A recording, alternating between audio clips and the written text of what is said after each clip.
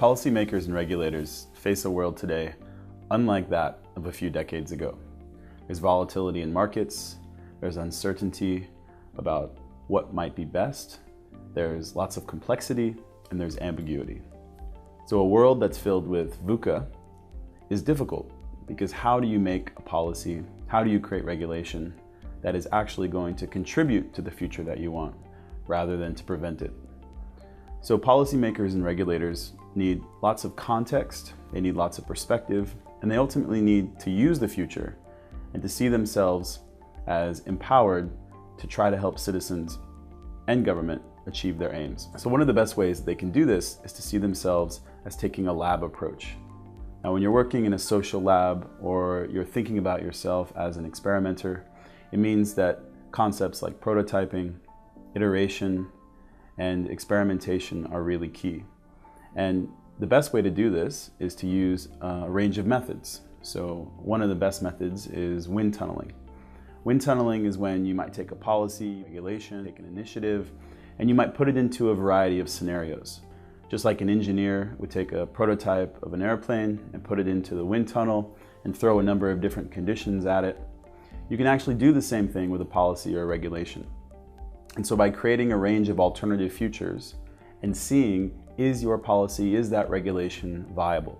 Is it impactful? Is it going to work?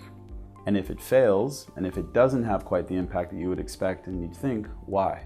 Another way of using a lab approach would be to create a simulation. So a simulation allows you to work in a different world, but also to import real-world conditions through a variety of dynamics that allow you to take into consideration different forces. You can introduce shocks, disruptions, innovations. It's promoting a new kind of conversation. And that really is at the heart of a social lab approach. So calling it a social lab means obviously that we have to consider the social context and the people on the back end. So a lot of times it is about collaboration. So who are the stakeholders that we need to bring in to be part of the conversation? Can we find new groups to engage with? Are there unusual suspects who might be affected or impacted by a particular policy or regulation, but they're not part of the development process or sometimes even not part of the conversation itself? So how can we engage with different communities? How can we think about who are the people we need to talk to? And as you go throughout the process, seeing it as a learning experience. Now, any policy or regulation development process obviously is focused on the product and the end result. So can we create this? Can this be utilized? Can this be useful? In a social lab, it's both the product and the process that have value. So the learning that's made as you go through the process is in many ways just as important as the outcome and the product itself, because that learning can then hopefully be used to strengthen the product. And ideally, it's both an art and a science.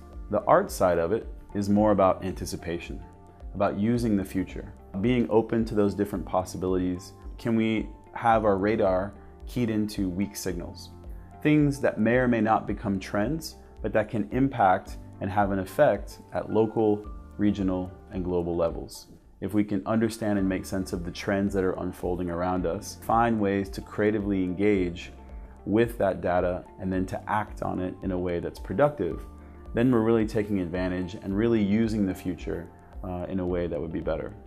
So ultimately, the social lab approach is about experimentation, prototyping, finding new and creative ways of using the data and information that we already have, but also asking what data and information do we not have and how do we get it? And then finding new stakeholders, new communities of practice to engage with, and then really try to create a culture that's forward-looking. And for me, to create a culture that's forward-looking means we need champions. And regulators and policymakers and advisors to the policy process really have an opportunity to be champions for the future. So hopefully we end up with a future that is more preferred.